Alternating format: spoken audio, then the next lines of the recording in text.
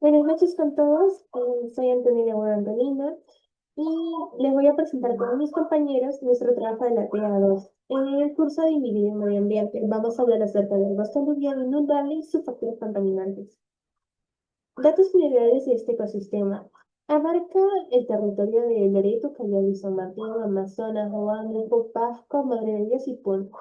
Se define como aquel ecosistema de paisaje aluvial en llanuras amazónicas, que desarrollado sobre tierras planas que experimentan inundaciones periódicas. Su crecimiento normales son entre 5 a 8 metros de altura, y en estos casos a veces los suelos suelen ser temporalmente inundables en semanas, meses o normalmente permanentemente. El factor contaminante que hablaré primeramente es de los agroquímicos en fertilizantes y pesticidas. El impacto que tiene este es que las contaminaciones de agua son, les encaminan las pesticidas y las fertilizaciones hacia los ríos y cuerpos de agua. Puede provocar la eutrofización afectando la calidad del agua y de la vida acuática, o sea, de la fauna. La pérdida de la biodiversidad, las plaguicidas pueden ser tóxicas para especies no objetivas, incluyendo insectos y fauna acuática, alterando el equilibrio ecológico del ecosistema. La resistencia a las plagas, el uso continuo de estos plaguicidas pueden llevar al desarrollo de plagas resistentes, requiriendo a dosis mayores y aumento de la contaminación. Un dato importante es que en el 2022 se registraron 1.403 casos de intoxicaciones agudas de plaguicidas en el país, afectando a comunidades rurales y urbanas de la zona. La estadística. Uso de los plaguicidas en la agricultura. El uso intensivo de estos plaguicidas en la agricultura peruana ha generado una preocupación ambiental y de salud. Estudios han detectado que los residuos de plaguicidas como la carbonfuran, la mancozeb y los carbendazol en los suelos agrícolas superan los valores máximos permisibles establecidos por la normativa ambiental. Las intoxicaciones también las plaguicidas en el 2022 se registraron, como les comenté, en 1.403 casos de intoxicaciones por plaguicidas en el país. Como pueden ver, el porcentaje más largo en los plaguicidas en agroquímicos en los suelos de Perú está más por la corbofuran, que es un plaguicida muy fuerte. El tema número dos, factores contaminantes también que les voy a hablar son de las aguas residuales urbanas e industriales. En el Perú, aproximadamente el 70% de las aguas residuales no perciben un tratamiento adecuado antes de ser vertidas en los cuerpos de agua, según datos del Ministerio del Ambiente. Su impacto en los bosques aluviales es la degradación del hábitat. El vertido de las aguas residuales sin tratamiento introduce que los contaminantes orgánicos e inorgánicos en los ecosistemas acuáticos afectan a la flora, tal como las faunas, según la revista Biocid. Riesgo para la salud: la presencia de los metales pesados como el arsénico, plomo, cadmio en aguas residuales pueden tener efectos adversos en la salud humana y animal. Según CINIA, las alteraciones de los procesos ecológicos, la contaminación puede interferir en procesos naturales como la descomposición y el ciclo de los nutrientes, afectando la productividad de este ecosistema. Según podemos ver, las aguas sin tratar llegan un 70% y aguas tratadas llegan menos del 30%. Y les pasa con mi compañero. Gracias.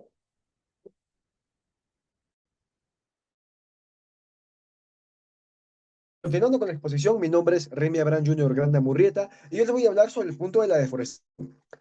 A grandes rasgos, como concepto, se entiende como la conversión de los bosques a otro tipo de uso de la tierra, independientemente si es inducido por humanos o no. En muy cristiano, se refiere a lo que sería la tala indiscriminada de árboles basado en más de una justificación que se entendería como todo el concepto de progreso, actividades mineras, represas, mantenimiento de infraestructura, etcétera.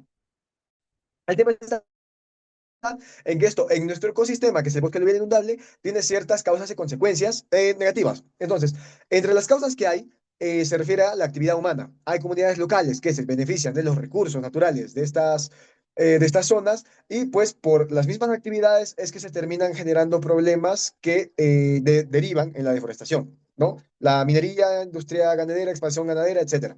De ahí tenemos las inundaciones extremas. Pese a que esos lugares, pues, como dice su nombre, inundables, están hechos para ciertas inundaciones periódicas no están hechas para las prolongadas. Entonces, si se prolonga demasiado por X, Y factor ambiental, pues terminan siendo casi letales para los árboles.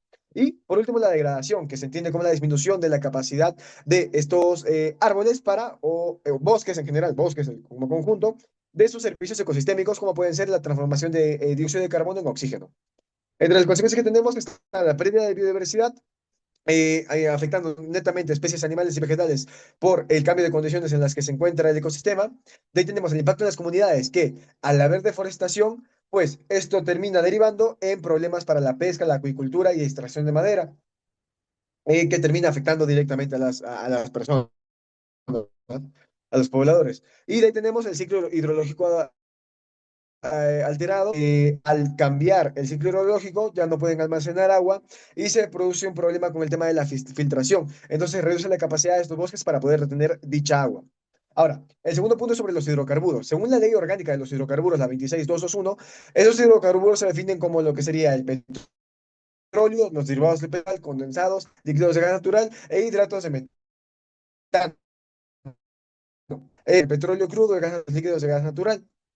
Entre las causas que están son de estos componentes, la contaminación por petróleo que se da en el bosque aluvial inundable y la contaminación por las afluentes contaminadas. Eso termina derivando en consecuencias como el daño a la flora y fauna de la zona, la alteración de la calidad de agua y la pérdida de biodiversidad, que hablamos de flora y fauna también de la zona.